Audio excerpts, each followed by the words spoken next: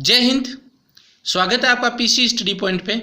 आज हम class 12th physics RBSC के लिए फर्स्ट मॉडल पेपर डिस्कस करने वाले हैं। ये जो मॉडल पेपर है, जो नया पैटर्न है उस पर आधारित है, जिसके अंदर एमसीक्यू भी है, वन लाइनर के अंदर भी है, फिल इन द ब्लैंक्स भी है, और जो भी आरबीएससी का नया पैटर्न है उसके ऊपर ये फर्स्ट मॉडल पेपर आधारित है। ऐसे क्वेश्चंस हमने इस वीडियो में लिए हैं, इन क्वेश्चंस में सेलेक्ट किए हैं जो एग्जाम्स में पूछे गए हैं, इम्पोर्टेंट है और हर बार या इस बार एग्ज़ाम में रिपीट होने की पूरी संभावना है। हमारा प्रयास है, आपकी सफलता है। मॉडल पेपर जितने ज़्यादा हम सॉल्व करेंगे उतना ही हमें आत्मविश्वास की प्राप्ति होगी। यदि आज कड़ा अभ्यास करते हैं तो आप हर लड़ाई में जीत सकते हैं, क्योंकि अभ्यास से आत्मविश्वास बनता है और आत्मविश्वास से ही हमें शक्ति प्रदान होती है। हमारे जो चैनल है पीसी स्टडी पॉइंट पे, वो फिजिक्स व केमिस्ट्री के क्लास 11th व 12th आरबीएससी बोर्ड हो या सीबीएसई बोर्ड हो, सभी के वीडियोज़ अवेलेबल हैं, जिसके तहत आप नीट, जेईई, एयरफोर्स, अदर जो गवर्नमेंट एग्ज़ाम्स हैं उनकी भी तैयारी आप कर सकते हैं। इस तरीके से पेपर आएगा। पेपर के अंदर जो सबसे फ्रंट पेज होगा, सबसे ऊपर नामांकन, जहाँ पे आपको रोल नंबर भरना होगा। क्वेश्चंस होने वाले हैं 23, प्रिंटेड पेज हैं 4, और उच्च माध्यमिक परीक्षा मॉडल पेपर। यहाँ पे मॉडल पेपर नहीं लिखा होगा, पेपर लिखा होगा। हमने मॉडल पेपर तैयार किया इसलिए मॉडल पेपर लिखा है। भौतिक विज्ञान, समय जो है वो याद रखें 3.25 घंटे और 56 नंबर का पेपर होगा। 56 में से 56 लाने की कोशिश, हमारी कोशिश तो यही है कि हम आपको 56 में से 56 नंबर दिलाएं। ये हैं इंस्ट्रक्शंस जो पेपर में आपको एज इट इज़ लिखे हुए मिलेंगे। ये हमने प्रीवियस जो वीडियो डाला था उसमें डिस्कस किया हुआ है, तो हम वीडियो को ज़्यादा लेंथी नहीं करते हुए आगे बढ़ते हैं। ये देखिए यहाँ पे खंड अ, खंड ब, खंड स, खंड द और खंड ये अ। इसके अंदर पहला जो प्रश्न होगा उसके अंदर 10 बहुविकल्पीय यानी ऑब्जेक्टिव क्वेश्चन होने वाले हैं, और 2 से 11 के क्वेश्चन जो होंगे वो 1 मार्क्स के होने वाले हैं। तो ये भी सब डिस्कस किया हुआ है, देख लीजिएगा। आगे बढ़ते हैं। खंड अ, बहुविकल्पीय प्रश्नों के सही विकल्प का चयन करके उत्तर दी गई उत्तर पुस्तिका में हमें लिखना है। तो पहला जो प्रश्न है वो प्रश्न है, किसी वस्तु को 5 × 10⁻⁻19 कूलाम से धनावेशित करने के लिए उसमें से निकाले गए इलेक्ट्रॉनों की संख्या होगी। हमें इलेक्ट्रॉनों की संख्या बतानी है। ऑप्शन है 3, 5, 7 या फिर 9। तो देखिए बिल्कुल सरल सा प्रश्न है। Q बराबर होता है NE और N बराबर हो जाएगा Q/E। Q हमें दिया हुआ है, कितना दिया हुआ है 5 × 10⁻⁻19। तो 5 × 10⁻⁻19 बटा E होता है 1.6 × 10⁻⁻19। तो ये 10⁻⁻19 से 10⁻⁻19 कट जाएगा, और इसको जब सरल करेंगे तो लगभग 3 पॉइंट कुछ आएगा। 3 पॉइंट कुछ है वो क्वांटाइजेशन प्रॉपर्टी हमने पढ़ी हुई है। 3 ही इलेक्ट्रॉन जा सकते हैं या 4 जा सकते हैं, 3 पॉइंट कुछ नहीं जा सकते हैं। तो ऑप्शन में हमारे पास 3 है, इसलिए आज का आंसर हो जाएगा आंसर हो जाएगा, यानी 3। दूसरा प्रश्न है, 2.1 वोल्ट का एक सेल 0.2 एम्पियर की धारा देता है। यह धारा 10 ओम के प्रतिरोध से गुजारी जाती है, तो सेल का आंतरिक प्रतिरोध निकालना है। तो देखिए I बराबर हो जाएगा विद्युत वाहक बल बटा जो तार का प्रतिरोध है और प्लस सेल का आंतरिक प्रतिरोध। तो हमें E दिया हुआ है, धारा भी दी हुई है, कैपिटल R भी दिया हुआ है, स्मॉल r हमें निकालना है। आप इसको सॉल्व कर सकते हैं। कोई भी समस्या है आप कमेंट बॉक्स में हमसे पूछ सकते हैं। इसका आंसर आपको कमेंट बॉक्स में बताना है, और वैसे जो है इसका आंसर होने वाला है 0.5 ओम, यानी ब आंसर इसका होगा। थर्ड जो क्वेश्चन है, फर्स्ट का ही थर्ड क्वेश्चन है, ये भी 1 मार्क्स का होगा। आदर्श वोल्टमीटर एवं आदर्श एमीटर का प्रतिरोध होना चाहिए। कितना होना चाहिए? तो आदर्श वोल्टमीटर का प्रतिरोध तो अनंत होना चाहिए, और आदर्श एमीटर का प्रतिरोध 0 होना चाहिए, यानी अनंत व 0। तो ब आंसर इसके अंदर हो जाएगा। अगला प्रश्न है, चुंबकीय आघूर्ण का मात्रक है वेबर/मीटर², एम्पियर/मीटर²। तो इसका जो सही आंसर है, चुंबकीय आघूर्ण का जो मात्रक होता है वो एम्पियर/मीटर² होता है। इंपॉर्टेंट क्वेश्चन है, सॉल्व कीजिएगा। अगर फिर भी कोई समस्या आ रही है तो आप हमें कमेंट बॉक्स में बता सकते हैं कि ये क्वेश्चन दोबारा समझाइए, तो उस पर भी या तो आपको रिप्लाई कर दिया जाएगा या नया वीडियो उस पर अपलोड कर दिया जाएगा। एक तांबे के तार की कुंडली को एक समान चुंबकीय क्षेत्र में के समांतर गतिशील कर रहे हैं। देखिए प्रश्न देखिए, तांबे के तार को चुंबकीय क्षेत्र के समांतर गतिशील कर रहे हैं, तो हमें यहाँ पे बताना है उस पर विद्युत धारा का प्रेरित विद्युत धारा उत्पन्न होगी या नहीं होगी। तो देखिए जो प्रेरित विद्युत वाहक बल होता है वो होता है BVL। तो यहाँ पे लंबाई और चुंबकीय क्षेत्र समांतर है, इसलिए प्रेरित विद्युत वाहक बल 0 होगा। प्रेरित विद्युत वाहक बल 0 होगा तो धारा भी क्या रहेगी, शून्य रहेगी। तो ये आंसर हो जाएगा फिफ्थ का। फर्स्ट का जो सिक्स्थ है, एक खगोलीय दूरदर्शी के विदृश्यक और अभिनेत्र लेंस की क्षमता 5 एवं 20 डायोप्टर है, इनसे प्रतिबिंब अनंत पर बनता है। अब देखिए ये जो स्थिति है, ये क्वेश्चन रिपीट होता है, बहुत बार होता है। अनंत पर बनता है या अनंत की जगह ऐसा बोल देते हैं कि आंख सामान्य स्थिति में है। तो आवर्धन क्षमता में निकालनी है। आवर्धन क्षमता m का सूत्र होता है F, अगर परिमाण की बात करें तो F0/FE। लेकिन ध्यान में देने वाली बात है, डायोप्टर दिया हुआ यानी हमें क्षमता दी हुई है, पावर दी हुई है। तो वो पावर जो होती है और फोकल लेंथ होती है एक दूसरे की उल्टी होती है। तो सबसे पहले हमें अभिदृश्यक की दी हुई यानी 1/5 और फिर हमें अभिनेत्र की दी हुई यानी 1/20। तो ये 5 चौक 20 हो जाएगा, 4 ऊपर आ जाएगा, तो इसका आंसर जो होना चाहिए वो 4 होना चाहिए। तो सही आंसर हो जाएगा इसका ये क्वेश्चन बहुत ज़्यादा चांसेज हैं इस बार रिपीट होने के, इसको अच्छे से कर लीजिएगा। हमारा चैनल है, यदि आपने सब्सक्राइब नहीं किया हुआ है तो सब्सक्राइब कीजिए, अभ्यास करिए, जितने ज़्यादा मॉडल पेपर हो सकते हैं, जितने ज़्यादा डेस्क वर्क हो सकती है सॉल्व कीजिए। जितने ज़्यादा क्वेश्चंस आप निकालेंगे उतना ही आपका फ़ायदा होगा। किसी प्रकाश पुंज A के फोटोन की ऊर्जा एक अन्य प्रकाश पुंज B के फोटोन की ऊर्जा से दुगुनी है, इनके संवेगों का अनुपात हमें बताना है। तो देखिए जो संवेग होता है उसका सूत्र होता है P/E/C। तो 2 है यहाँ पे, एक PA हो जाएगा तो ऊर्जा हो जाएगी EA, और PB हो जाएगा तो ऊर्जा हो जाएगा EB/C। अब प्रश्न को एक बार ढंग से पढ़ेंगे तो इसमें दिया हुआ है A फोटोन की ऊर्जा अन्य प्रकाश पुंज B है कोई, उससे उसकी ऊर्जा की दुगनी है। तो दुगनी है तो मतलब जो EA है वो 2E हो जाएगा अपॉन C, और EB के मान लेंगे ऊर्जा E/C। इनका अनुपात करेंगे तो C से C कट जाएगा, E से E कट जाएगा, बचेगा क्या 2। तो देखते हैं ऑप्शन कौन सा सही होना चाहिए। ऑप्शन सही होना चाहिए ऑप्शन 2। 8th क्वेश्चन है, हाइड्रोजन परमाणु में यदि इलेक्ट्रॉन तीसरी कक्षा से दूसरी कक्षा में संक्रमण करता है तो उत्सर्जित विकिरण की तरंग दैर्ध्य होगी। पाठ संख्या 14 RBSC के अंदर 14 परमाणुीय भौतिकी, उस वहाँ से ये प्रश्न है और बिल्कुल बढ़िया सा सूत्र है 1/λ बराबर R 1/N1 square minus 1/N2 square. ये सूत्र लगेगा। N1 तीसरी कक्षा से दूसरी कक्षा में आ रहा है तो दूसरी कक्षा यानी N1 की जगह तो आ जाएगा 2, N2 की जगह आ जाएगा 3। इसको सरल कर लेंगे, ऑप्शन आ जाएगा हमारे पास यहाँ पर ऑप्शन आ जाएगा 36/5 R। देखिए ये क्वेश्चंस हैं, इंपॉर्टेंट क्वेश्चंस हैं, आ सकते हैं, तैयार रहिए इन क्वेश्चंस के लिए। अब हर एग्जाम के अंदर बूलियन समीकरण का एक क्वेश्चन फिक्स है, गेट या लॉजिक द्वार है, तार्किक द्वार है, उसका एक क्वेश्चन फिक्स है। बुक में से ही क्वेश्चन आएगा तो प्रैक्टिस कर लेनी है। ये इस तरीके से हमें कौन सा गेट दिया हुआ है, इस तरीके का ये गेट है। ये कौन सा गेट होता है, और गेट होता है। और गेट पे यहाँ पे एक नोट गेट भी लगा दिया है। तो ए से तो हमें मिल जाएगा A बार, और B यहाँ पे आई रहा है, और गेट देता है A bar plus A plus B देता है, लेकिन यहाँ पे A बार आ रहा है एक निवेश, और एक निवेश B है, तो A बार प्लस B हो जाएगा यहाँ पे। तो अब देखिए ऑप्शन कौन सा सही होता है। ऑप्शन सही हो जाएगा A बार प्लस B। तो ऑप्शन हो जाएगा यहाँ पे सही। अगला प्रश्न है, विद्युत चुंबकीय तरंगे परिवहन नहीं करती है, electromagnetic wave does not carry ऊर्जा आवेश संवेग सूचना।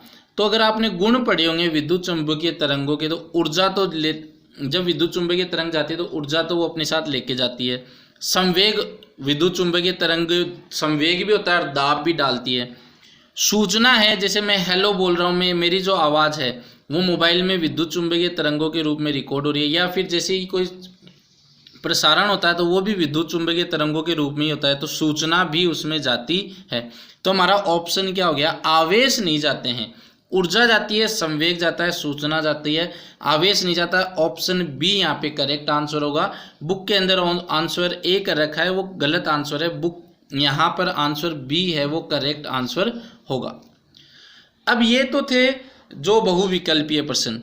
अब प्रश्न, निम्न प्रश्नों के उत्तर हमें एक पंक्ति में देने हैं, जो कि 2 से 8 तक होने वाले हैं। तो एक पंक्ति के अंदर हमें देने हैं। पहला क्वेश्चन है, निर्वात में स्थित दो बिंदुओं आवेशों के मध्य F बल है, यदि इन आवेशों के मध्य पीतल की प्लेट रख दी जाए। तो देखिए ये क्वेश्चन कुछ इस तरीके से भी आ सकता है, कांच की प्लेट रख दी जाए या फिर सुचालक माध्यम रख दिया जाए, तो ये घुमा के प्रश्न आ सकता है। होता क्या है, पीतल क्या है, सुचालक है, और सुचालक माध्यम का जो डाइलेक्ट्रिक कांस्टेंट होता है वो अनंत होता है। इसलिए जो F हो जाएगा, जो F का सूत्र होता है वो होता है 1/4 pi epsilon not epsilon r। तो यहाँ पे एप्सिलॉन r की जगह अनंत रखते ही ये F क्या हो जाएगा, 0 हो जाएगा। तो ये क्वेश्चन पूछा जा सकता है, एयरफोर्स वगैरह में भी ये क्वेश्चन ऐसे रिपीट होते हैं। तो इन क्वेश्चंस को अच्छे से सॉल्व कर लीजिएगा, कंसेप्ट क्लियर रखिएगा। अगला प्रश्न है, विभव मापी की सुग्राहिता कैसे बढ़ाई जा सकती है। तो देखिए विभव मापी की सुग्राहिता का मतलब है कि अगर हम छोटा सा भी विभवांतर दें तो विभव मापी को आउटपुट बताना पड़ेगा। तो अल्प विभवांतर पे भी अधिक शुद्ध मापन वो देगा।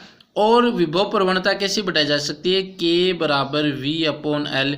विभव प्रवणता को कम करना है हमें, विभव प्रवणता कम करने के लिए L को हमें बढ़ाना पड़ेगा, तब विभव प्रवणता कम हो सकती है। और विभवांतर को हमें कम करना पड़ेगा, तब K है वो कम हो सकता है। तो दो तरीका है, या तो लंबाई बढ़ाओ या विभवांतर कम करो। अगला जो प्रश्न है वो प्रश्न है, 1 एम्पियर की अंतर्राष्ट्रीय मात्रक पद्धति में परिभाषा दीजिए। ये प्रश्न बहुत बार रिपीट होता है। बच्चे क्या करते हैं, I बराबर Q/T करके Q की जगह 1 कूलाम कर देते हैं, T की जगह 1 सेकेंड कर देते हैं और I बराबर 1 एम्पियर सिद्ध कर देते हैं। वो गलत आंसर हो जाएगा। याद कीजिए पाठ संख्या 7, जिसके अंदर हमने एकांक लंबाई पर जब धारा बहती है दो तारों के मध्य, तब हमने बल की गणना की है। F/L बराबर हमने लिखा हुआ है वहाँ पे μ0/4 पाई 2I1I2/r², ऐसा सूत्र हमने निकाला हुआ है। तब हमने ऐसा लिखा हुआ है कि इन तारों में के मध्य की दूरी अगर 1 मीटर हो और धारा 1 एम्पियर बह रही हो, तो जो बल लगता है वो लगता है 2 × 10⁻⁷ न्यूटन। तो वहाँ पर हम लिखते हैं, यदि तारों के मध्य दूरी 1 मीटर और उनमें 1 एम्पियर की धारा बह रही है, तो अगर उनके मध्य बल इतना है 2 × 10⁻⁷ न्यूटन प्रति कूलाम, तब उन तारों में जो धारा बह रही है वो 1 एम्पियर होता है। तो ये याद रखिएगा, ये प्रश्न बहुत बार रिपीट होता है। ओवर कॉन्फिडेंस में या अभ्यास नहीं करते हैं, प्रैक्टिस नहीं करते हैं, उस कारण ये गलत हो जाता है। देखिए जितनी ज़्यादा प्रैक्टिस होगी, जितने ज़्यादा क्वेश्चंस निकाले हुए होंगे, उतने ही हमारे मार्क्स आने की संभावना रहेगी। अगला जो प्रश्न है 5वां, उस स्थान पर नति कोण कितना होगा जहां पृथ्वी के चुंबकीय क्षेत्र के ऊर्ध्वाधर घटक और क्षैतिज घटक का अनुपात 1/√3 हो। तो 8 के पार्ट का ये प्रश्न है और सूत्र होता है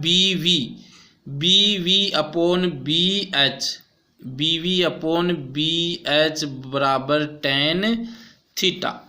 तो देखिए पिछले बार नति या नमन कोण की परिभाषा पूछी गई है, तो इस बार ज़्यादा चांसेज इस पे बेस्ड न्यूमेरिकल की है। तो ऊर्ध्वाधर घटक और क्षैतिज घटक का अनुपात हमें दे दिया, यानी इसका अनुपात हमें सीधा सीधा दे दिया 1/√3 बराबर tan थीटा, और 1/√3 मान होता है tan 30 का, तो यहाँ पे आंसर हो जाएगा थीटा बराबर 30 डिग्री। 6th क्वेश्चन है, किस प्रकार का तरंगाग्र निर्गत होता है। तो बिंदु स्रोत है तो गोलीय है, सुदूर यानी बहुत दूर है स्रोत तो समतल तरंगाग्र होता है। दहली आवर्ती से आप क्या समझते हैं। तो देखिए दहली आवर्ती क्या होती है, एक नियत न्यूनतम मान की आवर्ती एक नियत न्यूनतम मान की आवृत्ति, जिससे पहले अगर यहाँ पर इससे पहले की आवृत्ति का मान हम डालेंगे, मान का प्रकाश हम डालेंगे तो प्रकाश उत्सर्जन नहीं होता है, इलेक्ट्रॉन उत्सर्जित नहीं होते हैं। जैसे ही इस आवृत्ति से मान की उच्च आवृत्ति का प्रकाश हम डालेंगे तब इलेक्ट्रॉन उत्सर्जित होते हैं। तो उस नियत न्यूनतम मान के आवृत्ति को हम दहली आवृत्ति कहते हैं, थ्रेशोल्ड फ्रीक्वेंसी कहते हैं। इंपॉर्टेंट चीज़ है, पिछली बार कार्यफलन पूछा गया था तो इस बार दहली आवृत्ति आ सकती है। चित्र में प्रदर्शित डायोड किस अभिनीति में है, ये बताना है कि डायोड किस अभिनीति के अंदर है। तो यहाँ पर देखिए ये P है और ये N है। N पर +10 वोल्ट है और P पर +5 वोल्ट है, दोनों पर ही प्लस तो है, लेकिन N वाली साइड ज़्यादा उच्च विभव है। N वाली साइड विभवांतर का मान ज़्यादा है P वाली की तुलना में, और N पर अगर प्लस ज़्यादा है तो यानी ये N पर प्लस आ गया है, और N पे प्लस आते ही ये कौन से में अभिनीति में गया, पश्च अभिनीति या उत्क्रम अभिनीति या रिवर्स में चला गया है। तो ये पर्सन भी रिपीट हुआ है, कंफ्यूजिंग पर्सन है लेकिन कंसेप्ट क्लियर है, अभ्यास किया हुआ है, तो आप कहीं पे भी नहीं अटकेंगे। चैनल आपको अभी तक आपने सब्सक्राइब नहीं किया तो सब्सक्राइब कर लीजिए। ऐसे मॉडल पेपर हम लगभग कम से कम 5 मॉडल पेपर तो लेके ही आएंगे, वो अगर आपने कर लिए तो आपके 56 में से 56 की हम गारंटी देते हैं। 9th क्वेश्चन है, कम धारिता के संधारित्र से अधिक धारिता के संधारित्र, अगर हमें ऐसे दे दिए कि कम धारिता के संधारित्र हैं और अधिक धारिता के संधारित्र हमें प्राप्त करना, तो देखिए C बराबर C1 + C2 + C3, तो तीनों को जोड़ेंगे तब अधिक मान आएगा। अब ये किस में आता है, ये समांतर क्रम में जब संधारित्र लगे होते हैं तब आता है, तो इसका आंसर हो जाएगा समांतर क्रम में लगाएंगे तब आएगा। चुंबकीय विषुवत रेखा से ध्रुव की ओर जाने पर नति कोण परिवर्तन होता है, तो देखिए विषुवत रेखा पर 0 डिग्री होता है और ध्रुवों पर 90 डिग्री होता है, तो 0 से 90 डिग्री इसका आंसर हो जाएगा। ये सारे एक मार्क्स के क्वेश्चन है। सूचना संकेतों को वाहक तरंगों पर अध्यारोपित करने की प्रक्रिया मॉड्यूलन कहलाती है। मॉड्यूलन सही आंसर देख लीजिएगा, मॉड्यूलन कहलाती है। परिभाषा वैसे भी पूछी जाती है और फिल इन द ब्लैंक्स, इस बार 3 फिल इन द ब्लैंक्स है, चौथे पार्ट से या तो पहले से चौथे पार्ट से या फिर 8 के पार्ट से और 17 के पार्ट से ये पूछे जा सकते हैं। ये अब खंड 20 नंबर का है, ये आपकी परसेंटेज डिसाइड करेगा। ये कोशिश यही खंड के अंदर 20 में से 20 नंबर लाने हैं। अब शुरू करते हैं खंड ब, जो कि बहुत अच्छा पार्ट है, जिसके अंदर हमें काफ़ी स्कोरिंग पार्ट रहेगा। ये न्यूमेरिकल आएगा, या तो न्यूमेरिकल आएगा या थ्योरी आएगी 10 के चैप्टर से। श्रेणी LCR परिपथ में ये दिया हुआ है, आप सॉल्व कीजिएगा। अगर नहीं होता है तो तुरंत हमें कमेंट कीजिएगा, या तो हम तुरंत रिप्लाई कर देंगे या फिर उसी पे वीडियो डाल के आपको समझा देंगे। लेकिन ये क्वेश्चंस ज़रूर निकालिएगा। 12 का जो क्वेश्चन है वो 10 के चैप्टर से आएगा। 13 का जो क्वेश्चन है, 13 का क्वेश्चन है कि 20 वॉट के एक बल्ब से 5 × 10⁻14 हर्ट्ज आवृत्ति का प्रकाश उत्सर्जित हो रहा है, तो बल्ब के 1 सेकंड से उत्सर्जित होने वाले फोटोनों की संख्या ज्ञात करनी है। तो ये जो क्वेश्चन है 13 का क्वेश्चन 13 के चैप्टर से ही आएगा। 14 के क्वेश्चन में है, नाभिकीय भट्टी में भारी जल एक उपयुक्त मंदक है, क्यों? तो देखिए होता क्या है, जब यूरेनियम 235 का विघटन होता है तो तीव्रगामी न्यूट्रॉन निकलते हैं, और तीव्रगामी न्यूट्रॉन फिर जो यूरेनियम 235 आ रहे हैं उनका और विघटन नहीं कर पाते हैं।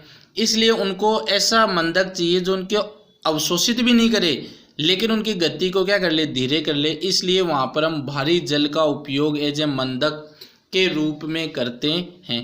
तो ये 14 का प्रश्न जो है वो आपको या तो 14 के पार्ट से मिलेगा या 15 के पार्ट से मिलेगा। 15 का प्रश्न जो है ये आपको 17 के पार्ट से मिलने वाला, न्यूमेरिकल भी मिल सकता है और थ्योरी भी आ सकती है। न्यूमेरिकल 17 के पार्ट में 3 से 4 न्यूमेरिकल हैं, सारे निकाल लीजिएगा, याद कर लीजिएगा, कोई सा भी न्यूमेरिकल आ सकता है।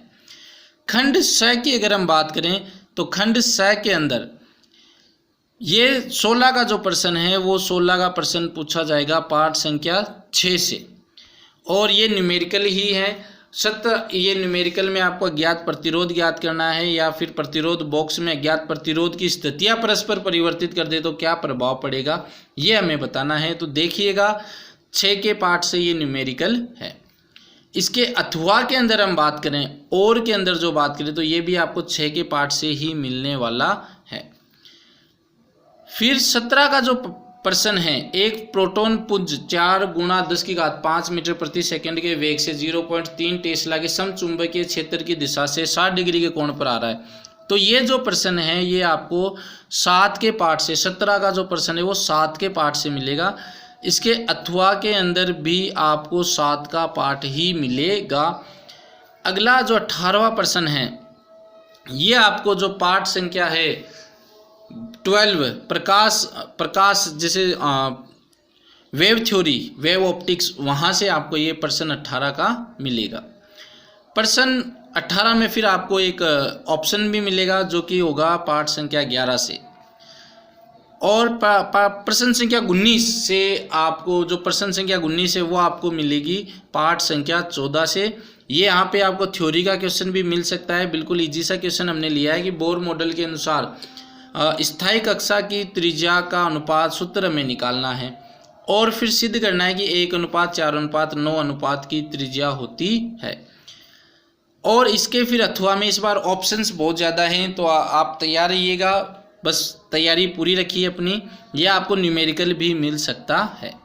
खंड द की अगर हम बात करें तो प्रश्न संख्या 20।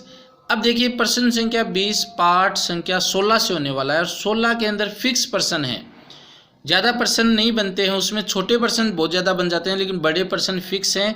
या तो वो प्रश्न आएंगे ट्रांजिस्टर के ऊपर, या वो प्रश्न आएंगे पीएन डायोड के ऊपर। अब ट्रांजिस्टर के अंदर वो पीएनपी का चित्र बनवा सकता है या फिर एनपीएन के लिए डायग्राम बना सकता है। 1 नंबर का ये डायग्राम आएगा, आधे आधे नंबर के इनके ग्राफ आएंगे, तो 2 नंबर तो चित्र के हो जाएंगे। चित्र की प्रैक्टिस करनी है। थ्योरी फिर आप अपने अनुसार लिख सकते हैं। जैसे इसके अंदर दिया हुआ है किसके लिए, उभयनिष्ठ उत्सर्जक विन्यास, उभयनिष्ठ उत्सर्जक विन्यास के लिए अभिलाक्षणिक वक्र हमें प्राप्त करने हैं, प्रायोगिक व्यवस्था का चित्र बनाना है, प्राप्त वक्रों के आरेख भी बनाने हैं, और वोल्टता और धारा लाभ का सूत्र हमें यहाँ पर लिखना है। इसके अथवा में जो प्रश्न हमने लिया है वो लिया है पीएन डायोड के लिए। अगर ये दोनों प्रश्न आपने कर लिए तो 101% दोनों में से एक प्रश्न आपको मिल जाएगा। चित्र की प्रैक्टिस आपको करनी है। अगला जो प्रश्न है 21 का, कि एक आयताकार लूप असमान चुंबकीय क्षेत्र में, ये जो प्रश्न है वो 9 के पार्ट से प्रश्न है। इजी सी डेरिवेशन है वो हमें करनी है, या फिर अथवा में आपको 10 का मिल सकता है। पिछली बार आरएलसी आया था, तो आरएलसी पे इस बार या तो न्यूमेरिकल आ सकता है या फिर आरएल या आरसी हमें मिल सकता है। खासकर इसके अंदर चित्र हैं, सर्किट डायग्राम है और फेजर आरेख है, वो तो हमें समझ ही लेने हैं, क्योंकि रट लोगे अगर फेजर आरेख तो एग्ज़ाम के अंदर थोड़ी बहुत गलती हो जाएगी। 1 नंबर का आएगा और एग्जामिनर फिर उसको पूरा भी गलत कर सकता है या फिर आधा नंबर देके छोड़ देगा, तो इसलिए डायग्राम की प्रैक्टिस करनी है। खंड यह जिसके अंदर 3 अथवा में होने वाले हैं, तो इसके अंदर पहले यूनिट यानी पहले से लेकर चौथे पार्ट तक के आपको प्रश्न मिलेंगे। हमने जो प्रश्न लिया है ये पहले पार्ट का न्यूमेरिकल है, इसको सॉल्व करिएगा, आते हैं क्वेश्चन इससे। और जो दूसरा क्वेश्चन लिया है वो दूसरे पार्ट, मतलब जो इसी का जो अथवा वाला लिया है वो हमने दूसरे चैप्टर से लिया है। इजी सा क्वेश्चन है, ये भी करिएगा। नहीं हो तो आप हमें कमेंट करिएगा, हम आपको तुरंत रिप्लाई करेंगे, या फिर उस पर अलग वीडियो आपके लिए तुरंत हाजिर हो जाएगा। और ये जो इसका तीसरा ऑप्शन है वो हमने चौथे पार्ट से लिया है, समांतर प्लेट संधारित्र का सिद्धांत समझाना और धारिता का व्यंजक प्राप्त करना है। और जो लास्ट प्रश्न है 23 का, वो आपको मिलेगा पार्ट संख्या 11 व 12 से, जिसके अंदर ऑप्शन में हमने पहले तो न्यूनतम विचलन की स्थिति में आपतन कोण और निर्गत कोण में क्या संबंध होता है वो बताना है, और लेंस मेकर सूत्र व्युत्पन्न करना है। इंपॉर्टेंट है, लेंस मेकर सूत्र कर लीजिएगा। और इसके जो दूसरा क्वेश्चन अथवा में लिया है वो हमने हाइगेन की द्वितीय तरंगिकाओं का सिद्धांत लिया है। देखिए पार्ट संख्या 12 के अंदर हाइगेन है, विकिरण और विवर्तन है, तीनों इंपॉर्टेंट है, तीनों का आपको कुछ ना कुछ एग्जाम में मिल जाएगा। और फिर हमने जो तीसरा लिया है वो दूरदर्शी कितने प्रकार के होते हैं, अपवर्तक दूरदर्शी की बनावट और कार्य प्रणाली समझानी है। ये 23 क्वेश्चन थे, इम्पोर्टेंट हैं। दूसरा मॉडल पेपर जल्दी आपके लिए आ जाएगा। कोई भी अगर इस मॉडल पेपर के अंदर आपको डाउट हो, कोई भी टॉपिक आपको समझना हो, तो आप हमें कमेंट करके बता सकते हैं। इसी के साथ बहुत बहुत धन्यवाद। जय हिंद।